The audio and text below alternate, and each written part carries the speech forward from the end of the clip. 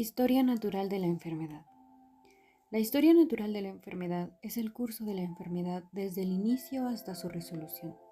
En otras palabras, es la manera propia de evolucionar que tiene toda enfermedad o proceso, sin ninguna intervención médica. Hasta el siglo pasado, los clínicos podían observar con facilidad la historia natural de las enfermedades, ya que no contaban con muchos avances para el diagnóstico y tratamiento de las enfermedades. Con el avance de la ciencia, es difícil que los médicos actuales observen la historia natural de las enfermedades. El estudio detallado de la historia natural de la enfermedad ha sido uno de los más fructíferos en el campo de la medicina. Con la observación y descripción adecuada de la historia natural de la enfermedad, se ha logrado comprender su curso y, de esta manera, detectar la enfermedad de una manera temprana y prevenir sus secuelas. Modelo de la historia natural de la enfermedad. El modelo de historia natural de la enfermedad, HNE, se desarrolló basándose en el concepto bastante relevante en la formación de la epidemiología moderna. En el inicio del siglo XX, el de constitución epidémica, esta expresión fue formulada originariamente por Hipócrates y reutilizada en el siglo XVII por el inglés Thomas Sydenham. El concepto se refería originalmente a un conjunto de condiciones llamadas atmosférico-cósmico-terrestres, que determinaban que algunas enfermedades se tornasen más prevalentes en determinados lugares y épocas, y que asumiesen en estas circunstancias ciertas características específicas, ser más o menos severas, tener signos y síntomas más exacerbados o atenuados, entre otros. El concepto permaneció prácticamente olvidado cerca de 200 años hasta que, al inicio del siglo XX, siguiendo la línea de la llamada patología geográfica e histórica del médico alemán August Hirsch, el concepto fue retomado por médicos epidemiológicos de la Sociedad Real de Medicina de Londres. Ese grupo de epidemiólogos vio en el concepto de constitución epidémica una forma de estudiar conjuntos de aspectos que determinaban el comportamiento epidémico de las enfermedades, en conformidad con los progresos de las ciencias modernas. A este método lo denominaron historia natural de la enfermedad. El concepto de constitución epidémica permitió relacionar el comportamiento de las enfermedades con las observaciones sobre diversas condiciones del medio ambiente, basándose en la compilación exhaustiva, interrelación y comparación sistemática de datos relativos a lugares, épocas, estaciones del año, características geográficas, características poblacionales, entre otros. Aunque polémico en su época, ese concepto tuvo el mérito de impulsar la epidemiología como ciencia, delimitando la especificidad de su campo de conocimiento en relación con el de otras disciplinas próximas como la bacteriología y la estadística médica, al mismo tiempo que inició un productivo diálogo con otras ciencias. Las investigaciones sobre las constituciones epidémicas demostraron que el estudio de los agentes infecciosos, privilegiando el enfoque de los fenómenos epidémicos desde el surgimiento de la bacteriología en la década de 1870, era insuficiente para explicar el comportamiento epidemiológico de las enfermedades. Estas indicaban también la relevancia de integrar diversas áreas del saber para producir conocimiento sobre la incidencia, prevalencia, distribución, morbilidad y mortalidad de las mismas. El concepto de constitución epidémica fue criticado y transformado, hasta ser completamente sustituido por la noción actual de la historia natural de la enfermedad. William Harvey Perkins, en los Estados Unidos, definió la HNE o historia natural de la enfermedad como cadenas causales resultantes de las interacciones entre el medio ambiente, agentes agresores de diversa naturaleza, inclusive sociales y psicológicos, y el organismo humano. Perkins defendió y sistematizó la propuesta de que se debía ampliar la investigación etiológica a periodos previos y espacios exteriores a los procesos anátomo-fisiopatológicos, y de que las acciones de prevención fuesen desarrolladas a lo largo de todo este proceso, desde los factores causales relativos a la enfermedad hasta los diferentes momentos de su curso clínico. John E. Gordon, de la Escuela de Salud Pública de Harvard, en 1949, introdujo el concepto de triada ecológica, resaltando las mutuas y dinámicas interacciones entre aspectos causales de las enfermedades y clasificó analíticamente esos afectos en factores relativos al huésped y a la gente y al medio. Dando continuidad a estos desarrollos, Edwin Clark de la Universidad de Columbia y Hugh Lebel de la Escuela de Salud Pública de Harvard propusieron en los años 1950 el modelo de historia natural de la enfermedad que se tornó la referencia definitiva en la materia. Con el concepto de historia natural de la enfermedad, Lebel y Clark postularon la superación de las fronteras disciplinarias entre clínica médica y salud pública, y entre medidas curativas y preventivas. Ellos demostraron que la prevención debe estar presente en todos los momentos en que sea posible algún tipo de intervención que evite enfermarse o sus consecuencias, formando los diferentes niveles de prevención, que son acciones que van desde transformaciones de condiciones ambientales y sociales que predispongan al surgimiento de los daños hasta la reducción de sus peores efectos en aquellos que ya se enfermaron. Para sustentar esas posiciones, adoptaron la tesis de la multicausalidad de las enfermedades. Según esta tesis, el conocimiento e intervención sobre los determinantes de las enfermedades exige una construcción interdisciplinaria, con contribuciones de las ciencias biomédicas y humanas, con la mediación del método epidemiológico y de las técnicas estadísticas.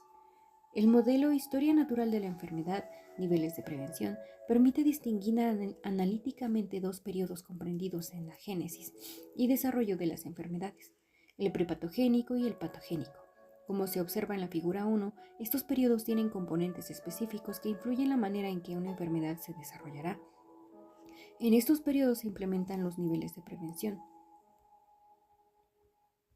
Periodo prepatogénico. El periodo prepatogénico es el que ocurre antes de que el agente infecte al huésped. En este periodo se lleva a cabo en forma permanente la interacción de los tres componentes de la tríada epidemiológica: agente, huésped y ambiente, definida como el modelo que hace referencia a las interacciones que existen entre los diferentes elementos que intervienen al darse una enfermedad, principalmente, aunque no siempre, de carácter infeccioso. Mientras no se presente algún factor condicionante o desencadenante, la relación de la tríada tiende a guardar equilibrio y el gran reto para la prevención es evitar que este equilibrio se altere y se establezca la infección. Cadena epidemiológica. Para entender las relaciones entre los diferentes elementos que conducen a la aparición de una enfermedad transmisible, el esquema tradicional es la denominada cadena epidemiológica, también conocida como cadena de infección. En la cadena epidemiológica es el esquema que ordena los puntos principales, llamados eslabones, de la secuencia continua de interacción entre los tres elementos de la tríada epidemiológica, que son el agente, el huésped y el medio ambiente. Ambiente. El ambiente se define como las condiciones físicas, químicas, biológicas y sociales que rodean, dan sustento e interactúan con el huésped y el agente etiológico. Respecto a los factores del ambiente, se encuentran los físicos, en los cuales se refieren al tipo de hidrografía, topografía, tipo de suelo, clima, y ya de manera más específica están la temperatura, humedad, pluviosidad, nubosidad, vientos y radiación solar. Otro tipo de factores son los componentes biológicos, que se refieren a la fauna, flora y microbiota que existen en el espacio geográfico correspondiente. También existen factores químicos, entre los que se pueden citar la presencia de minerales y gases. Por último están los factores sociales, que se refieren a aspectos económicos, políticos, culturales, educativos, entre otros. Agente causal. Un agente es un factor que está presente para la ocurrencia de una enfermedad. Por lo general, un agente es considerado una causa necesaria, pero no suficiente para la producción de la enfermedad. Puede ser un microorganismo, sustancia química o forma de radiación cuya presencia excesiva o relativa ausencia es esencial para la ocurrencia de una enfermedad. Los agentes pueden dividirse en biológicos y no biológicos. Los agentes biológicos son los organismos vivos capaces de producir una infección o enfermedad en el ser humano y los animales. Las especies que ocasionan enfermedad humana se denominan patógenas. Dentro de los agentes no biológicos se encuentran los químicos y físicos, como puede verse en la figura 3. Agentes biológicos que podrían ser bacterias, protozoarios, metazoarios, hongos, riquecias, virus, priones, agentes no biológicos que podrían ser químicos como pesticidas, aditivos de alimentos, fármacos industriales, o podrían ser físicos como la fuerza mecánica, el calor, la luz, las radiaciones y el ruido. Propiedades de los agentes biológicos.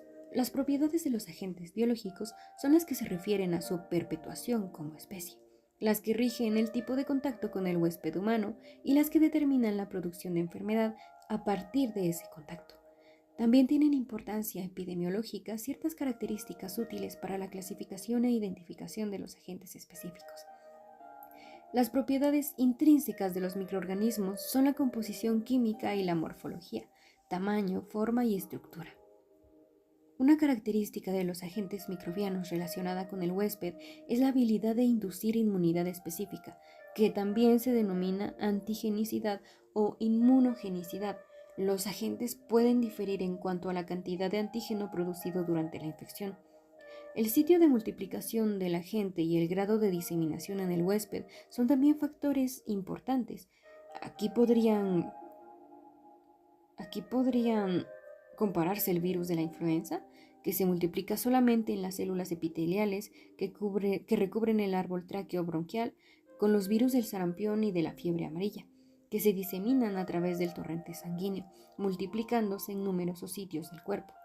La inmunidad es mucho más efectiva y más duradera en el caso de estos últimos. Otra propiedad importante del agente es su vulnerabilidad al ambiente, a las sustancias químicas y agentes físicos y terapéuticos. Las poblaciones, cepas, de especies microbianas están sujetas a cambios impredecibles, lo que lleva a la selección natural de formas, sea por mutación o por cambios en los equilibrios de la población microbiana, que son capaces de sobrevivir y las cuales a menudo resultan en cepas resistentes a los medicamentos. El gonococo nos da el ejemplo más marcado de tal cambio. Este agente era uniformemente susceptible a las sulfonamidas cuando éstas fueron descubiertas, a finales del decenio de 1930. En poco más de un año, después de que estas drogas fueron ampliamente distribuidas, casi todas las cepas de gonococo se tornaron resistentes, situación agravada posteriormente al aumentar las cepas resistentes a penicilina, la droga de elección en varios países, lo que ha significado un complejo problema para el control de esta enfermedad. El caso del bacilo tuberculoso es potencialmente más grave. El tratamiento irregular de la tuberculosis con streptomicina, isoniazida y otras drogas lleva comúnmente a la evolución de cepas permanentemente resistentes. Este fenómeno tiene gran significado en lo que se refiere al manejo de pacientes que ya han sido tratados, como también al manejo de casos nuevos. La entrada del agente, biológico o no biológico, en el huésped inicia el proceso de infección o el periodo de latencia en las enfermedades no transmisibles. Infección es la entrada y desarrollo o multiplicación de un agente infeccioso en el organismo de una persona o animal.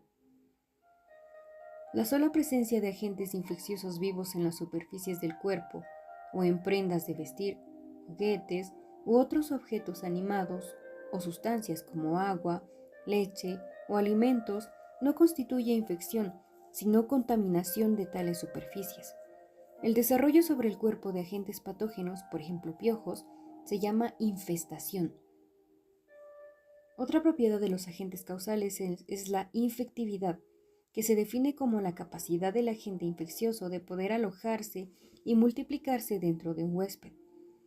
La medida básica de infectividad es el número mínimo de partículas infecciosas que se requieren para producir una infección, conocida también como dosis infectante mínima. Para un agente microbiano determinado, este número puede variar mucho de un huésped a otro y dentro de una misma especie, de acuerdo con la puerta de entrada, la edad, otras características del huésped.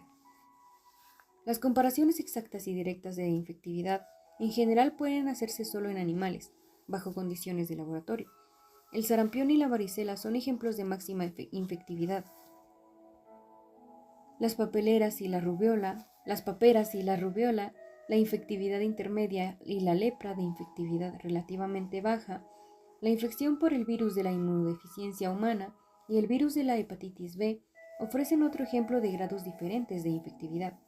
Si una persona es susceptible, se expone al VIH al pincharse con una aguja contaminada, su probabilidad de infección es alrededor de 4 en 1.000.000. Si se expone de esa manera al VHV, su probabilidad es más alta, de 1 en 7. La patogenicidad es la capacidad de un agente infeccioso de producir enfermedad en personas infectadas. La capacidad de producir enfermedad depende de una variedad de factores, tales como la rapidez y grado de daño tisular causado por la multiplicación del agente y el hecho de que se produzca una toxina específica, como lo hacen los bacilos de la fiebre tifoidea y del tétanos. Sin embargo, cualquiera que sea el mecanismo para la producción de enfermedad, la medida de patogenicidad es simplemente la proporción de sujetos infectados que desarrollan la enfermedad. Similar a la infectividad, también se pueden establecer grados de patogenicidad. Los agentes de la rabia, sida y varicela son altamente patógenos, en el sentido de que prácticamente cada infección en un individuo susceptible resulta en enfermedad.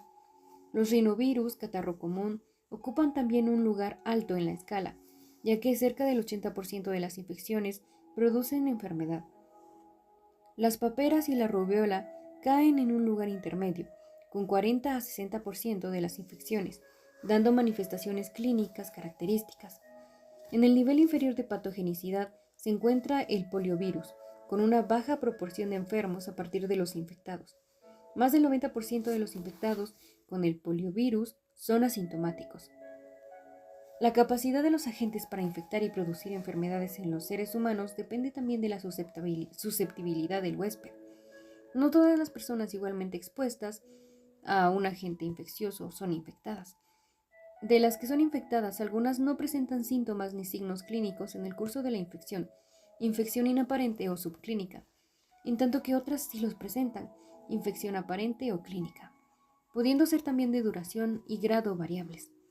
La magnitud e intensidad de una infección aparente se mide en términos de su morbilidad y letalidad. Una infección inaparente es la presencia de un agente infeccioso en un huésped, sin que aparezcan signos o síntomas clínicos manifiestos. Solo pueden identificarse por métodos de laboratorio o por la manifestación de reactividad positiva a pruebas cutáneas específicas. También es llamada infección subclínica, asintomática u oculta. En el espectro de una enfermedad infecciosa, según su historia natural, la gravedad puede ser representada en forma esquemática como sigue. La medida de la virulencia es el número de casos graves y fatales en proporción al número total de casos aparentes. La virulencia es la capacidad del agente infeccioso de producir casos graves y fatales. La letalidad es una característica frecuente empleada para describir la gravedad en una epidemia. La medida de letalidad es el número de casos fatales en proporción al número total de casos diagnosticados en el mismo periodo. La diferencia entre patogenicidad, virulencia y letalidad puede ser entendida por medio del esquema de espectro de gravedad de la enfermedad infecciosa. Patogenicidad es igual a casos de gravedad en casos de enfermedad aparente dividido el total de infectados. Virulencia es igual a casos graves y fatales dividido el total de casos aparentes. Letalidad es el total de casos fatales dividido el total de casos aparentes. Los gérmenes patógenos o no habitan, se multiplican y se mantienen en nichos naturales específicos. El hábitat normal en que vive se multiplica y o crece un agente infeccioso. Se denomina reservorio. El reservorio de agentes infecciosos es cualquier ser humano, animal, artrópodo, planta, suelo o materia inanimada, donde normalmente vive y se comunica un agente infeccioso y del cual depende para su supervivencia, reproduciéndose de manera que pueda ser transmitido a un huésped susceptible. Pueden ser humanos y extrahumanos. Reservorios humanos. El hecho de que una enfermedad o grupo de enfermedades tenga al ser humano como reservorio es de gran importancia práctica, ya que las medidas de control que se adoptan pueden circunscribirse al mismo ser humano. Por ejemplo, si una enfermedad se puede tratar con un antibiótico adecuado, la acción directa se ejerce sobre el sujeto como paciente y como reservorio. El reservorio principal de enfermedades como las de transmisión sexual lepra, tosferina, sarampión y fiebre tifoidea es el ser humano. Reservorios extrahumanos. Los animales pueden ser infectados y a la vez servir como reservorio para varias enfermedades del ser humano. Son ejemplos de ello la brucelosis, la leptospirosis, la peste, la citacosis, la rabia y el tétanos.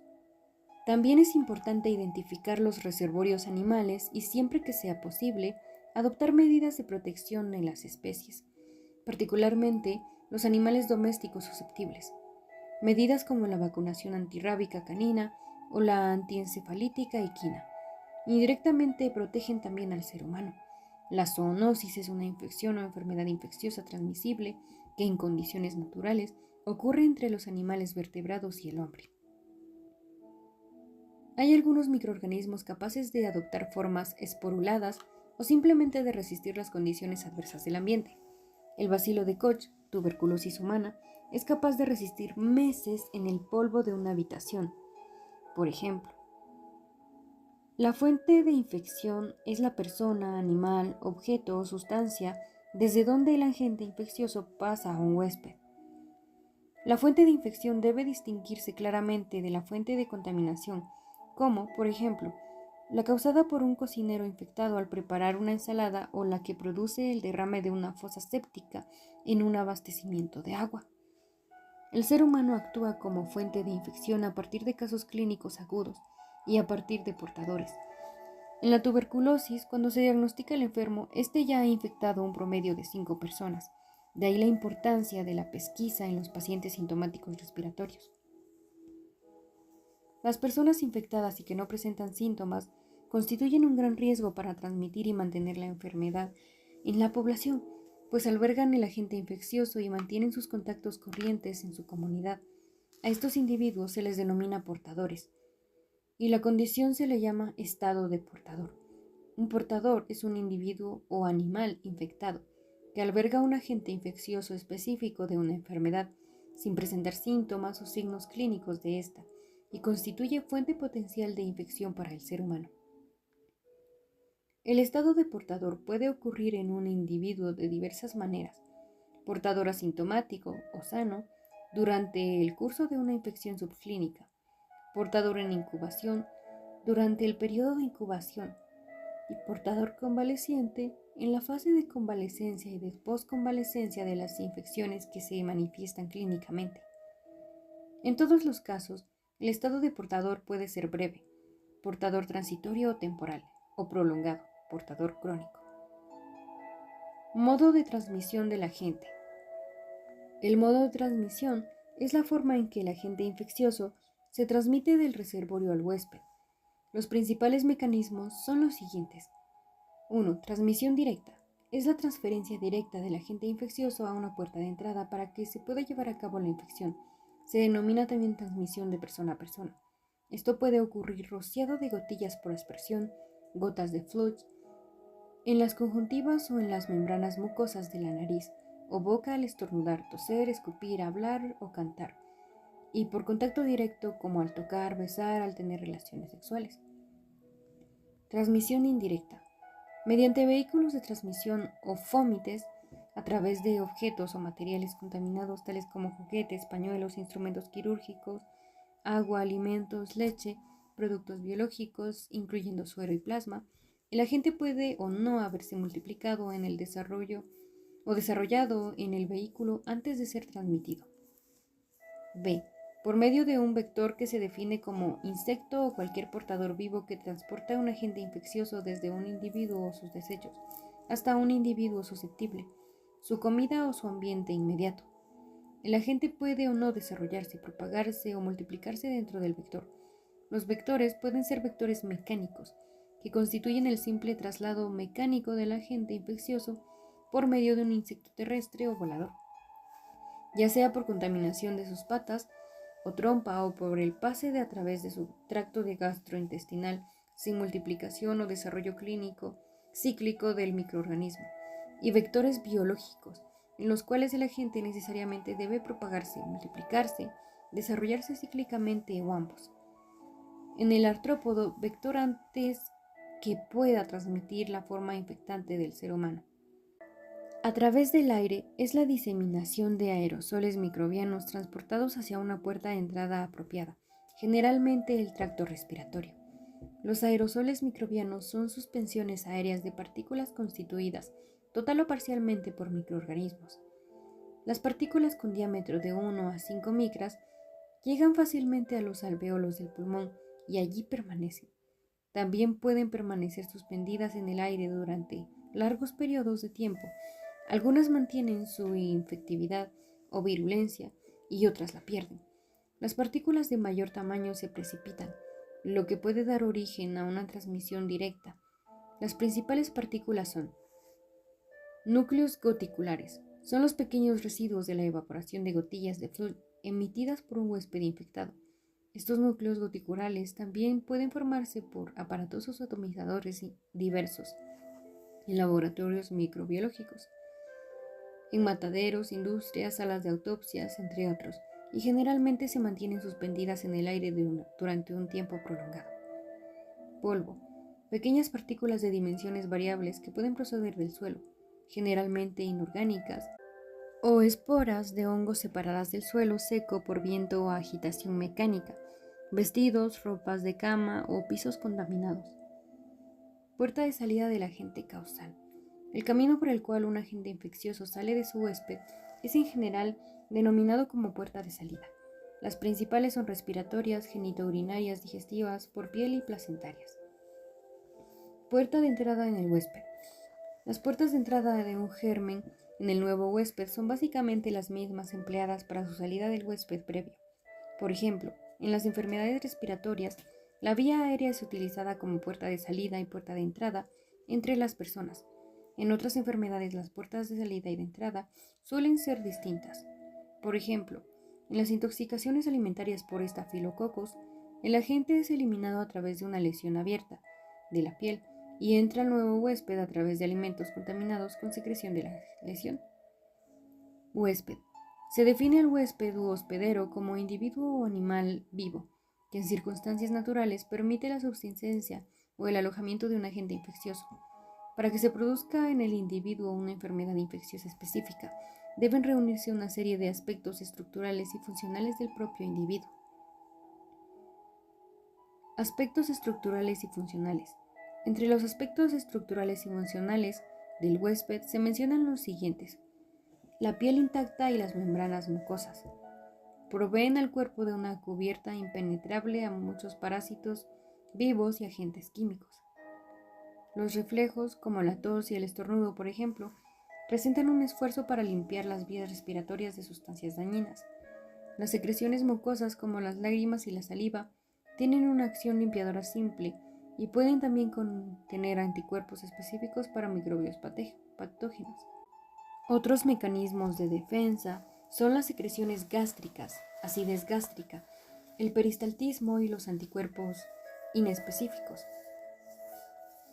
El deterioro inmunológico, como en el caso del virus del SIDA, o el uso de drogas inmunosupresoras o enfermedades crónicas, facilita la multiplicación de otros gérmenes. La edad es un factor de gran importancia, puesto que la ocurrencia y gravedad de las enfermedades varía según la edad del huésped. Las diferencias en susceptibilidad debidas intrínsecamente al género son más difíciles de demostrar. Sin embargo, se conoce, por ejemplo, que la susceptibilidad a ciertas infecciones de transmisión sexual, como la gonorrea o la clamidiasis, es mayor en mujeres que en hombres debido, en parte, a las consideraciones anatómicas, fisiológicas y a la presencia de coinfecciones, 2 o más infecciones simultáneamente. El grupo étnico y el grupo familiar son también características relevantes del huésped. Los miembros de un grupo étnico comparten muchos rasgos genéticamente determinados que pueden incluir, además de las características físicas obvias, el fenotipo, un aumento en la susceptibilidad o resistencia a los agentes específicos de la enfermedad. Tan importante como el componente genético asociado a una etnia es su componente cultural. Los patrones culturales de grupos étnicos moldean y determinan estilos de vida y percepciones específicas de la realidad, que influyen directamente en sus conductas frente al riesgo y, por tanto, en su potencial exposición a factores causales de enfermedad. Los efectos del estado nutricional y las infecciones están íntimamente relacionados y a menudo se potencian entre sí. La desnutrición grave provoca un deterioro en la respuesta inmune y esto conlleva a un aumento en la susceptibilidad a enfermedades bacterianas. Susceptibilidad y resistencia. En el ámbito de las enfermedades transmisibles, las consecuencias de la interacción entre el huésped y el agente son extremadamente variables. Y es importante considerar, además de lo señalado, otras características del huésped que contribuyen a esta gran variabilidad. Entre ellas, la susceptibilidad y la resistencia son de especial relevancia. Un huésped susceptible es cualquier persona o animal que no posee suficiente resistencia contra un agente patógeno determinado que le proteja contra la enfermedad si llega a estar en contacto con ese agente. La susceptibilidad del huésped depende de factores genéticos, de factores generales de resistencia de las enfermedades y las condiciones de inmunidad específica para cada enfermedad. Los factores genéticos, a los que se denomina inmunidad genética, constituyen una memoria celular que se hereda a través de generaciones. Esto facilitaría la producción de anticuerpos, mientras que en aquellos grupos humanos carentes de la experiencia no se produciría esta reacción específica frente a determinada enfermedad. Son bien conocidos los ejemplos acerca del impacto que tuvieron la viruela, el sarampión, la tuberculosis y la influenza sobre aquellos grupos indígenas que se mantuvieron aislados de las poblaciones y civilizaciones donde estas enfermedades ocurrieron a través de generaciones. La resistencia es el conjunto de mecanismos corporales que sirven de defensa contra la invasión o multiplicación de agentes infecciosos o contra los efectos nocivos de sus productos tóxicos. La inmunidad se refiere a la característica del huésped de poseer anticuerpos protectores específicos, como consecuencia de una infección o inmunización anterior. Así puede estar preparada para responder eficazmente a la enfermedad, produciendo anticuerpos suficientes. Existen dos tipos, activa y pasiva. La inmunidad pasiva, de corta duración, de algunos días a varios meses, es la inmunidad que se obtiene naturalmente por transmisión materna, a través de la placenta o artificialmente por inoculación de anticuerpos protectores específicos, suero del convaleciente o de persona inmune o seroglobulina inmune humana, suero antitetánico, suero antidiftérico, gamma globulina, entre otros. La inmunidad activa, que suele durar años, se adquiere naturalmente como consecuencia de una infección clínica o subclínica, o artificialmente por inoculación de fracciones o productos de un agente infeccioso, o del mismo agente, muerto, atenuado o recombinado a partir de técnicas de ingeniería genética.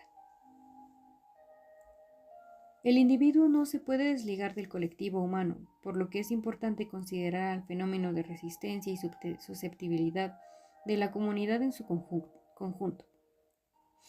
Aún así, tomar en cuenta el tipo de agente patógeno o la fuente de infección, la proporción de susceptibles en una población, es un factor determinante de la incidencia de la infección y enfermedad, sobre todo en las situaciones donde ocurre transmisión de persona a persona.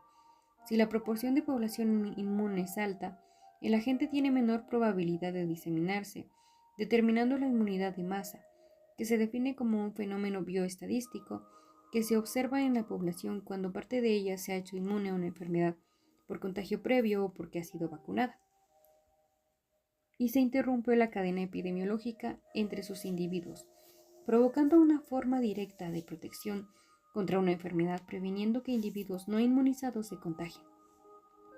Esta propiedad se aplica a poblaciones tanto humanas como de animales vertebrados.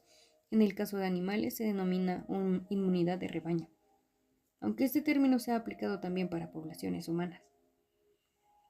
Red causal. La cadena o tríada epidemiológica forma un conjunto de circunstancias que se entremezclan, suceden, influyen o condicionan entre sí, constituyendo lo que se denomina red causal de las enfermedades. Diversas son las clasificaciones de los factores de la red causal de las enfermedades. Se presentan las siguientes. Factores desencadenantes. Son los factores inherentes al agente etiológico y su reservorio. Factores condicionantes. son los factores inherentes al ambiente y vías de transmisión. Factores predisponentes son los factores inherentes al individuo susceptible u hospedero. Factores desencadenantes inherentes al agente. A. Biológicos. Enfermedades infecciosas. Virus, bacterias, hongos, parásitos, riquecias, entre otros. B. Biológicos. Agentes, mecanismos como automóviles, maquinaria, armas de fuego, armas blancas, radiaciones, fuego, electricidad, entre otros. Químicos.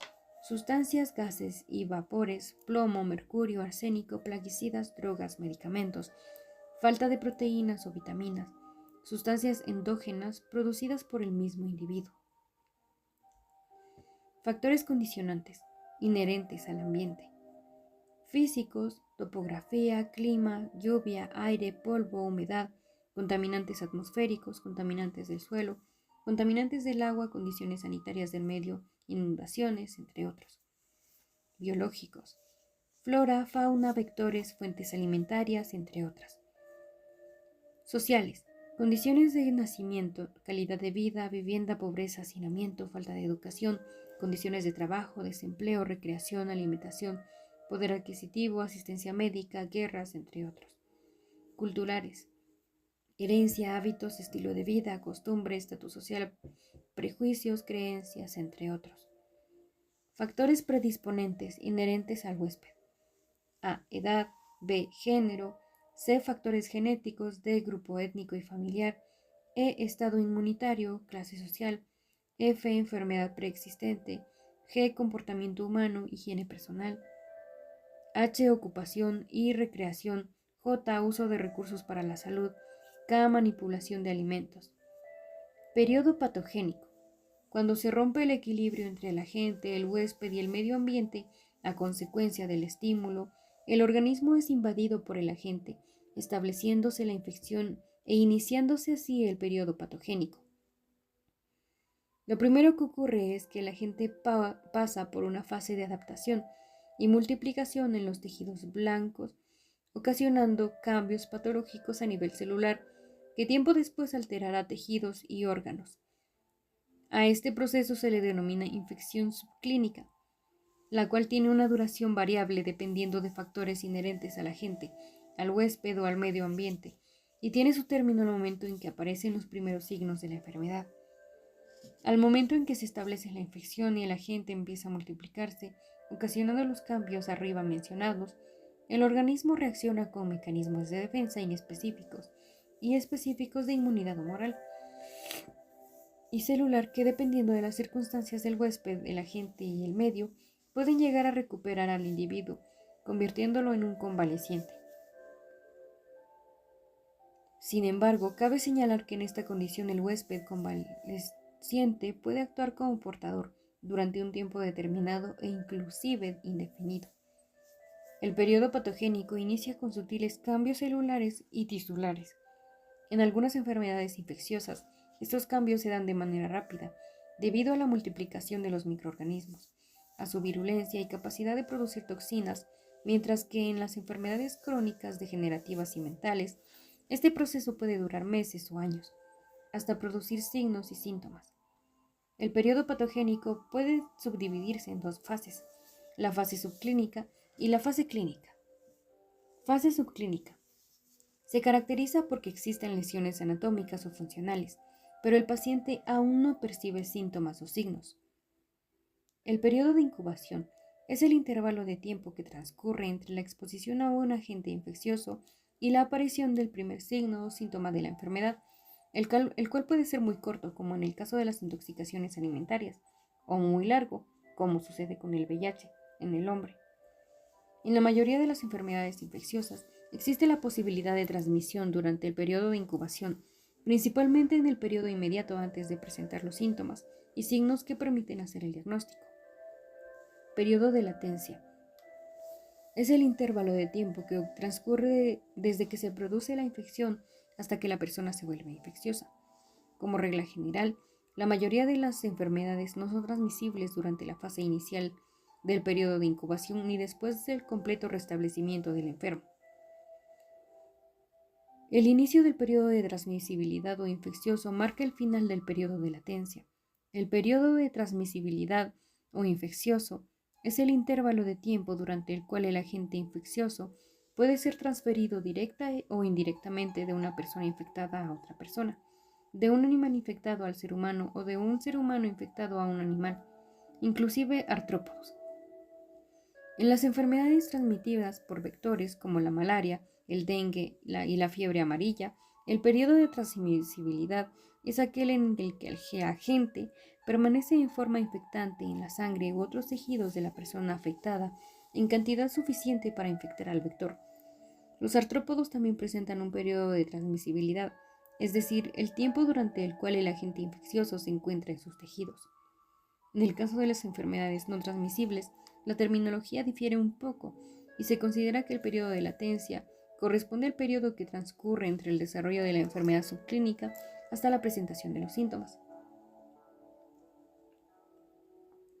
Siguiendo el curso natural de la enfermedad, los signos van siendo más severos hasta llegar a la postración, incapacidad, agonía y muerte del individuo, a menos que en algún momento de la infección la respuesta del huésped haya sido efectiva y el proceso infeccioso se interrumpa y se presente la recuperación y convalecencia. El curso de la infección subclínica sigue avanzando hasta alcanzar el horizonte clínico, el cual se define como el momento en que aparecen los primeros signos de la enfermedad. Fase clínica. Es la fase en la que el ser vivo presenta síntomas o signos clínicos. La fase clínica se divide en 3 etapas. 1. Prodrómica. En esta etapa se presentan manifestaciones generales. Estos síntomas y signos son confusos y hacen difícil hacer un diagnóstico exacto. Clínica. En esta etapa la enfermedad se manifiesta por signos y síntomas específicos que facilitan su diagnóstico y manejo. Resolución. Es la etapa final. La enfermedad desaparece, llamada resolución o remisión. Se vuelve crónica, llamada cronicidad, o el paciente muere. La representación gráfica del modelo de la historia natural de la enfermedad puede ser aplicada a cualquier tipo de enfermedad, ya sea transmisible o no transmisible, aguda, subaguda o crónica. La gráfica comienza con el estado de salud y termina con los desenlaces que pueda tener la enfermedad. Clasificación de las enfermedades según su tiempo de evolución. Según el tiempo de evolución, las enfermedades se clasifican en agudas, subagudas y crónicas. Enfermedad aguda. Es la enfermedad que tiene un inicio y un fin claramente definidos y es de corta duración. Se considera que su duración es menor de 3 meses.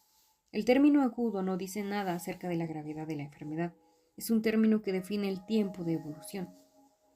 Enfermedad subaguda. Es la enfermedad que tiene duración entre 3 y 6 meses como máximo. Enfermedad crónica. Es la enfermedad que se caracteriza por desarrollarse y empeorar gradualmente durante un periodo de tiempo extenso mayor de 6 meses. Como características se mencionan que no se resuelven espontáneamente, son degenerativas, rara vez se alcanza la curación y generan una carga social desde el punto de vista económico, así como desde la perspectiva de la dependencia social y la discapacidad. Tienen una etiología múltiple. Su desarrollo es poco predecible. Presentan múltiples factores de riesgo y, con algunas excepciones, su origen no es infeccioso. Aplicación del modelo de la HNE, niveles de prevención. La prevención primaria está relacionada a los determinantes de las enfermedades o daños con el fin de evitar que los procesos patogénicos se inicien. Periodo prepatogénico. Se refiere a la intervención sobre los agentes patógenos y sus vectores, los huéspedes, individuos y comunidades, y el medio que expone a esos patógenos. Se subdivide en 2 niveles. La promoción de la salud, que se refiere a las acciones que inciden sobre las mejoras generales de las condiciones de vida de individuos, familias y comunidades, beneficiando a la salud y la calidad de vida, obstaculizando diferentes procesos patogénicos. Abarca acciones de educación en salud, mejoría de las condiciones de saneamiento, vivienda, trabajo, entre otros. La protección específica se refiere a acciones orientadas solo a determinadas enfermedades o daños, como la vacunación, por ejemplo. La prevención secundaria. Actúa ya en el periodo patogénico, esto es, en las situaciones donde el proceso salud-enfermedad está instaurado.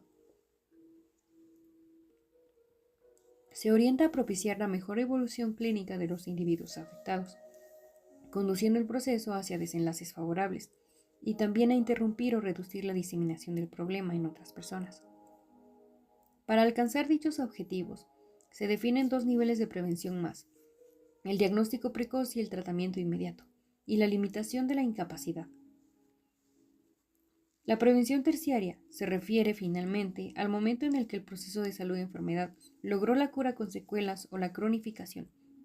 En esta situación el objetivo es conseguir que las limitaciones impuestas por la condición provocada por la enfermedad o daño perjudiquen lo menos posible la cotidianidad y la calidad de vida de las personas, familias y comunidades afectadas. Historia social de la enfermedad. Tradicionalmente, el paradigma de la historia natural de las enfermedades contribuyó innegablemente a mejorar el conocimiento de los procesos morbosos, como ocurrió con las investigaciones de la historia natural de las enfermedades transmisibles y no transmisibles, como la sífilis y el cáncer del cuello uterino. Asimismo, contribuyó la propuesta de niveles de prevención, abriendo el camino para la clínica y para las medidas inherentes de la prevención secundaria y terciaria. Sin embargo, algunas escuelas de epidemiología intentan delimitar un paradigma alternativo, el de la historia social de la enfermedad, en el que el proceso salud-enfermedad pasa a ser considerado un proceso social concreto, donde la naturaleza biológica de la salud es rechazada, acentuándose la historicidad de tales fenómenos y fundamentalmente su carácter económico y político. El tema social se halla actualmente en el centro del escenario histórico de América Latina, donde siguen aumentando los niveles de pobreza absoluta. Los niveles de desigualdad no muestran mejoría y sigue aumentando el empleo en el sector informal. Estos factores inciden directamente en la situación de salud de grupos de la población y es hacia esos grupos sociales donde deben dirigirse fundamentalmente todos los esfuerzos para modificar en lo posible estas condiciones que constituyen la vida cotidiana de grandes sectores de la población. La historia social tiene su base en la salud colectiva. Lo social tendrá entonces una dimensión ambiental, ecológica y una dimensión socioeconómica propiamente dicha. En la actualidad, es perfectamente demostrable que la salud de cualquier grupo de población está estrechamente relacionada con los procesos más generales de la sociedad. Estos procesos se traducen en la vida cotidiana, en las condiciones de vida, en los estilos de vida, expresándose estos en diferentes situaciones de riesgo y de problemas de salud. Se derivan nuevos procesos determinantes, niveles y tipos de intervención en salud pública. Bajo este modelo, las acciones en salud pueden clasificarse en tres grandes grupos: acciones predominantemente de promoción, acciones predominantemente de prevención y acciones predominantemente de curación y rehabilitación. Las acciones de curación actúan predominantemente a nivel de individuos, aun cuando tienen impacto sobre las condiciones de vida y los perfiles de salud de los grupos. Este se da a través de las modificaciones de los riesgos de morir de los individuos enfermos. Las acciones de promoción de la salud, en cambio, actúan fundamentalmente a nivel de la sociedad y de los grupos de población. Su impacto sobre la salud de los individuos produce mediante las modificaciones del modo de vida y de las condiciones de vida de la sociedad y de los grupos humanos, aunque también del estilo de vida de dichos o individuos se produce. Las acciones de prevención, dependiendo del problema y de la actividad específica que se trate, actúan en tres niveles: la sociedad, los grupos y los individuos. La determinación social de la situación de la salud es la interacción del modo, las condiciones y los estilos de vida con los perfiles de los problemas de salud. Estos tres niveles de interacción deben ser entendidos como procesos a través de los cuales se reproducen los procesos biológicos, sociales, que expresan en todos los ámbitos de la vida humana, individual y colectiva. Desde esa perspectiva, cuando hablamos de salud de los seres humanos, todos los fenómenos y problemas de salud son expresión de la interacción biológica y social. Esta interacción se manifiesta en diferentes modelos y procesos de nivel individual, de grupo o de toda la sociedad. Con lo anteriormente expuesto, podemos decir que factores determinantes como la pobreza, el desempleo, la economía informal, las viviendas sin o ineficientes en el servicio de agua potable, familias de hacinamiento, desintegración social, familiar, analfabetismo, migración, desigualdades e inquietudes en salud determinan las condiciones sociales que generan la reproducción social de la enfermedad. Además de las enfermedades físicas u orgánicas, transmisibles y no transmisibles, mentales y nutricionales, existe una diversidad de patologías sociales que en los actuales momentos causan profunda preocupación, siendo consideradas como graves del problema de salud pública. Entre estas enfermedades podemos mencionar violencia, criminalidad, delincuencia, homicidios, violencia doméstica, tráfico de drogas, drogadicción, alcoholismo, tabaquismo, niños de la calle, embarazo en la adolescencia, prostitución, explotación sexual infantil, mendicidad, indigencia, accidentes de tránsito. Vulnerabilidad. El concepto de vulnerabilidad designa un conjunto de aspectos individuales y colectivos, relacionados a la mayor susceptibilidad de individuos y comunidades ante una enfermedad o daño y de modo inseparable. Menor disponibilidad de recursos para su protección. A pesar de que el término vulnerabilidad y algunas construcciones conceptuales en torno a él no sean necesariamente nuevos, su emergencia como concepto de salud pública contemporánea se dio en tiempos relativamente recientes en el contexto de la construcción de respuestas a la epidemia VIH-Sida. Sin embargo, este cuadro conceptual puede aplicarse a cualquier daño o condición de relevancia para la salud pública. La eclosión del SIDA en la década de 1980 y la alarma frente a la enfermedad desconocida desencadenaron la búsqueda de explicaciones por medio de instrumental epidemiológico. Esto es, se buscó discriminar características de las personas afectadas que pudiesen mostrar indicios sobre su etiología.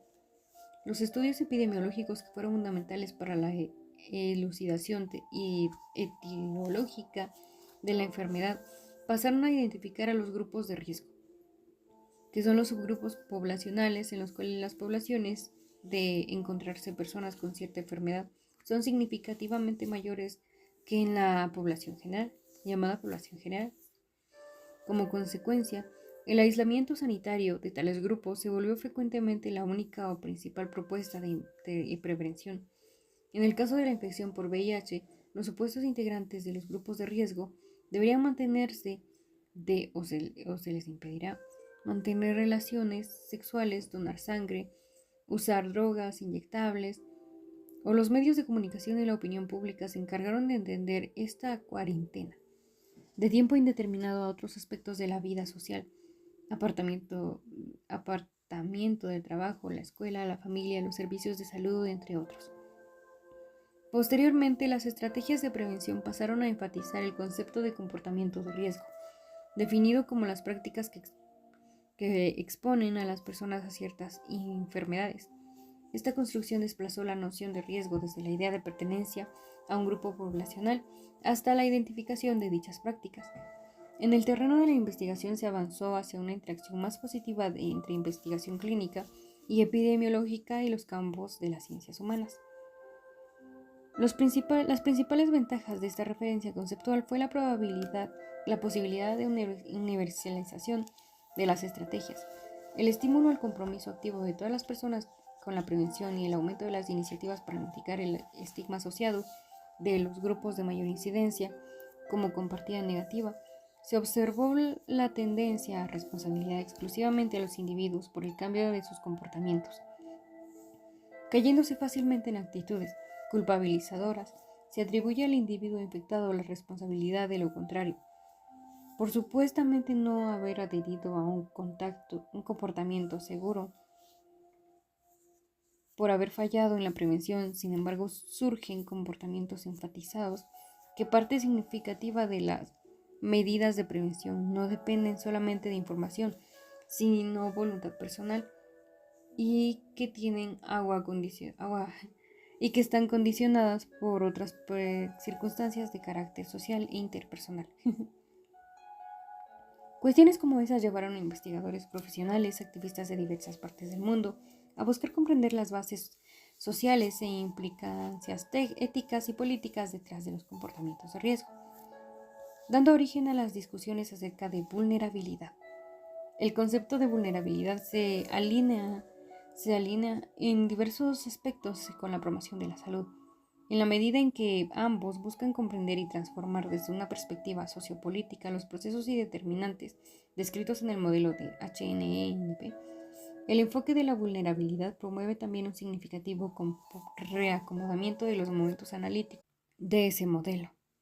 En primer lugar, en el marco de la vulnerabilidad, se asume que las mutuas interacciones entre agente, huésped y medio no se limitan a las condiciones de génesis del daño, sino que lo determinan a lo largo de todo el curso del proceso patogénico, inclusive sus desenlaces. En segundo lugar, busca recuperar la externalidad de las acciones preventivas en el análisis del proceso salud-enfermedad. Se considera que las características de los procesos salud-enfermedad están directamente determinadas por el conjunto de saberes, tecnologías y servicios que ya actúan en la realidad estudiada. La intervención, no solamente en prevención, sino también en tratamiento y rehabilitación, ya está implicada en la determinación de los procesos salud-enfermedad, en el modo como ésta se organiza y opera. La intervención no es simplemente una solución, sino parte del problema en estudio. Por tanto, los procesos salud-enfermedad son siempre procesos salud-enfermedad-cuidado. En tercer lugar, en el marco de la vulnerabilidad no existe un agente que sea en sí mismo agresor. Cualquier agente biológico, físico o químico solo es percibido como tal frente a las particularidades de las características físicas, cognitivas, afectivas y conductuales de sus huéspedes, las cuales dependen, a su vez, del ambiente cultural, sociopolítico y del contexto intersubjetivo en los cuales las personas viven e interactúan. En cuarto lugar, no existe un único y necesario modo de describir los determinantes, distribución y consecuencias de un proceso salud-enfermedad-cuidado. La historia natural de una enfermedad y las formas de intervenir sobre ella admiten diferentes lecturas según la perspectiva de quien las describa, qué recursos científicos y tecnológicos se disponga y a qué saberes se eche mano. El marco de la vulnerabilidad nos muestra que no existe una historia natural de la enfermedad, sino una historia social de la enfermedad, no solo porque son sociales e históricos los contenidos de esa historia, sino también porque es social e histórica la forma de contarla. La historia de una enfermedad y de las intervenciones que la acompañan admite diferentes evaluaciones, dependiendo de la perspectiva de quien las describe y de los conocimientos y recursos tecnológicos disponibles. Finalmente, porque el marco de la vulnerabilidad es un enfoque basado en derechos humanos, al comprender su historia social, enfatizamos la responsabilidad y la acción de los gobiernos y programas públicos de salud como parte integrante de los determinantes contextuales y sociales en el proceso salud-enfermedad.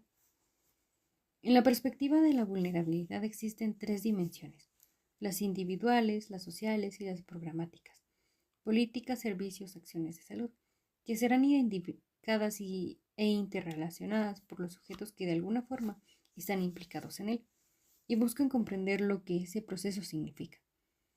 La dimensión individual de la vulnerabilidad toma como punto de partida la concepción del individuo como ser en relación. Parte del principio de que todo individuo puede experimentar un determinado proceso de enfermedad o puede protegerse de él, lo que comprende aspectos que van desde su constitución física a su modo personal de administrar su vida cotidiana. Es especialmente este último aspecto en el que desfila la comprensión de las diferentes intensidades y procesos de vulnerabilidad. La dimensión social de los análisis de vulnerabilidad busca focalizar los aspectos contextuales que conforman vulnerabilidades individuales.